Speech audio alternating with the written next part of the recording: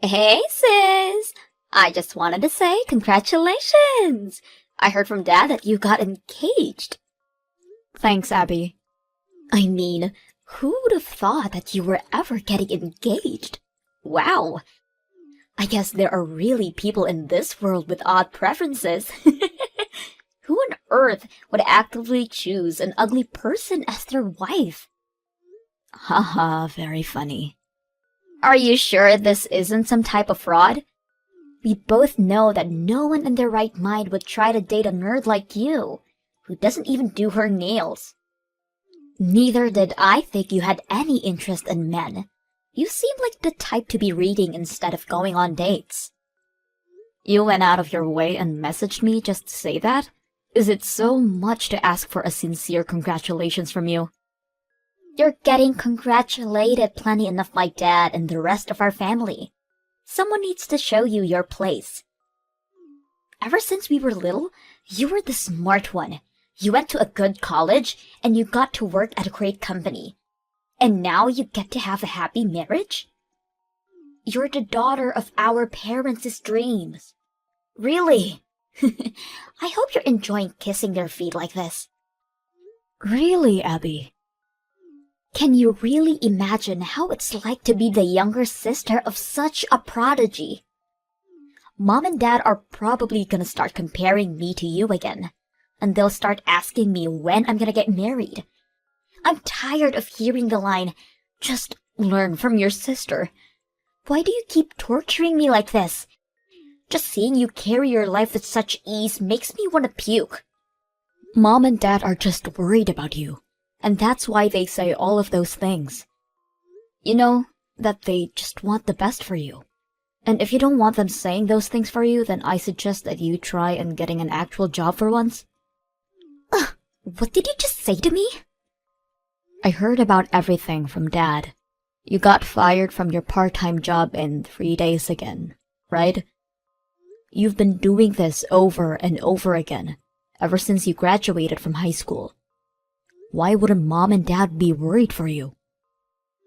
Shut up! I only got fired because my hard-headed boss wouldn't let it slide when I was 3 hours late. He's the one who needs to learn how to forgive people. But guess what? Mom and Dad just get angry at me for it. You'd never understand how I feel. Always getting praised for every single step you take. Abby! Don't expect everything to keep going your way, because I know for a fact that things between you and me are going to even out. I'll make sure that they do.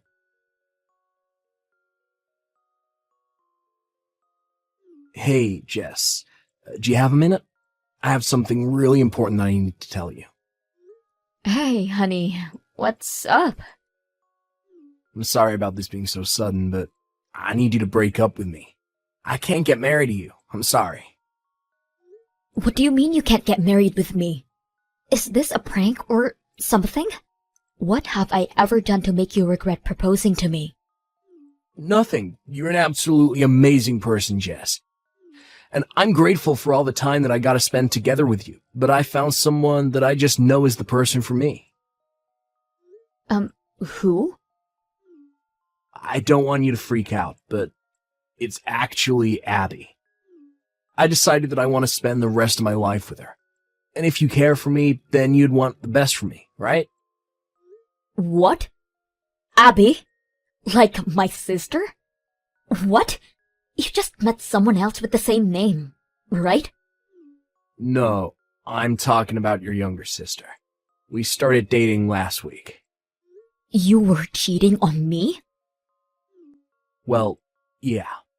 I've always thought of her as your cute little sister, but I started to see her as another type of cute, and my feelings started to shift towards her.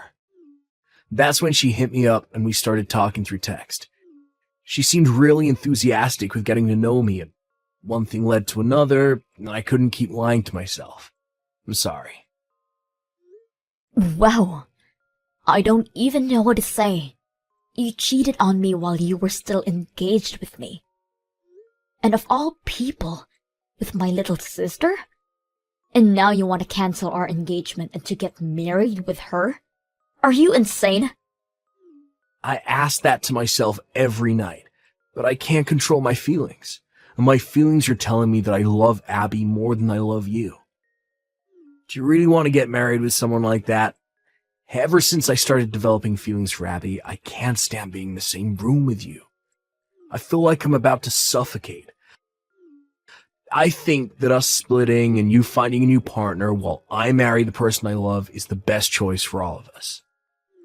To be completely honest with you, I've been having my doubts about this marriage for a while. I like you, and I think that you're an earnest, respectable woman, but you just got to raise again, right? I don't know. I just feel like I'm less valuable when I'm with you. It just isn't as enjoyable as being with someone who I can feel like I'm protecting.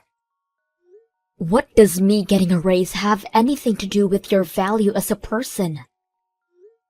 You are the one who's been cheering me for the past few years. And my hard work pays off and I get raises. And you suddenly feel less valuable? You should have just told me if you felt that way. I have my pride. I can't just tell you how I feel. We just didn't click in that sense. Abby is the type who can't do anything by herself, and I feel like I'm the type of person to thrive more when supporting someone like that. I don't get it. It just seems to me that all you're thinking about is yourself. You support me whenever you feel like it, but you get hurt for no reason after my hard work pays off. And now you cheat on me because you felt like it? I can't believe you. Whatever. Let's split then. I wouldn't want to marry a man who gets hurt and starts cheating because his wife got a raise anyways. Alright. I guess you're gonna be my sister-in-law from now on then. Huh? Wait, you still think you can marry my sister? What? Why not? Nothing's changed from when I was about to marry you. You're the man who's trying to switch from me to my sister right before the wedding. Do you really think my parents are going to accept you as their son-in-law? I mean, that doesn't change the fact that their precious daughter is getting married, right? Besides, they've been eager to see either one of you get married, so I'm sure they'll understand the circumstances and allow this to happen. We'll see about that. I hope we can put this in the past and support each other as siblings-in-law. This really is a dream come true, being able to marry into a wealthy household like yours with the wife of my dreams. If anything happens, I'm counting on you, sis. What do you mean by wealthy? My parents are both office workers at ordinary companies. That's the biggest understatement I heard all year. Have you seen the house they live in? A pair of office workers wouldn't be able to afford that kind of house. I was shook when I first saw it when I came over to say hi to your parents. I expected to see a house and you took me to a castle. Why didn't you ever tell me that you were so rich? I think there's a misunderstanding here. That house. Oh yeah, me and Abby are thinking of living in that castle after we get married. What? I mean, you see it once in a while, right? Where the married couple moves back in, lives together with their parents. We're thinking of doing that. So when that happens, we're gonna have to ask you to find your own place. I really don't think Abby would like me to be living under the same roof as my ex-girlfriend, you know? I'm done listening to your stupid favors, Dan. Why do I need to move out so that you two can move in? That makes no sense. Really, Jess? Two of the people who you care about the most are wanting to move in. Do you really have a choice? Besides, I'm going to be the only male in this generation for the Stevens family. As the leader of the family, you're going to need me at the headquarters, you know? This is so stupid. Say what you want, but that's just how it's going to have to be. Abby and I will take good care of the house and your parents, so don't worry. This is the best way for our whole family to thrive. I built that house, Dan. What? You think you're going to be the leader of the house when you get married with Abby? Well, if you're going to want to be the leader of that house, then I'm gonna need you to buy it off of me. Then you'll truly be the leader of that house. I'm not really getting what you're saying. What do you mean you built that house? I mean, it's just the way it sounds. I built that house with the money I earned myself. What? I did think that it was odd that you decided to make such a risky choice. cheating on me and trying to marry my own sister, but I get it now. You thought that you would get everything that our family had to offer. Wow. Just wow.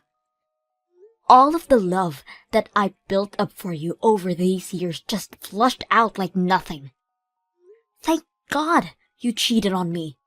I was about to make the worst mistake of my life, marrying you. It still does not make any sense, no matter how much I think about it.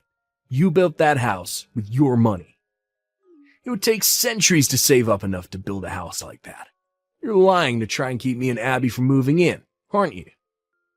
You really think I'm lying? Yeah. We're not talking about some big house in the neighborhood. That was a mansion. It would take a few $1 million at the least to build that kind of house. No matter how many raises you're getting, it doesn't add up. You're really trying to tell me that you've been a millionaire all this time. Yes, I am. I own a patent. A patent? Yes, one that I earned during the summer break of 7th grade. I was listing ideas about the kinds of stationery goods that I thought would be a good concept in my notebook. And my parents said that it might be a good idea to get a patent for them. So that's what I did. Or patent something you can just get when you feel like it? I mean, it was a lot of work. But my parents were weirdly committed at the time. So we got through. And a stationery goods maker saw my designs and offered me a contract. Lo and behold, now I'm making a very good amount of money off of that contract. What? Right now, I have income from both my day job and a contract that I made with my client. So I was able to save up millions. After a while, I decided to build a mansion for myself and my parents. And here I am. This is all thanks to my parents who let me pursue my random passion and took it serious enough to get a patent for me. So I wanted to give back to them, like any normal person would. Wait. So, that huge house is actually owned by you? Yes. So even if I marry into your family and become the man of the house, I'll still never own the house. Exactly. Not that I'm ever going to allow you to move into my house anyways. Why not? Oh, why would I? Did you really expect me to let you stay in my own house after everything you've done to me? You gotta be kidding me. But all of the choices that I made were made given that I'd be able to live in that house. It was the biggest integer in my equation to a dream life. And why should I care? If you want to live in my house, then I'm gonna need you to pay some rent. Or you can buy the whole thing off of me with one-time payment. I need to pay you rent or buy the whole house off you. The rent will be $5,000 a month. If you're thinking of buying, then it'll cost you about $5 million. What? How would I be able to pay an amount like that? But if you can't pay for it, then don't ask for it. But a small apartment suits the two of you better anyways. You won't be setting a single foot in my house ever again. But my dream house, my mansion. It's my mansion, Dan. Whatever. I hope you have a happy life together with Abby. Goodbye.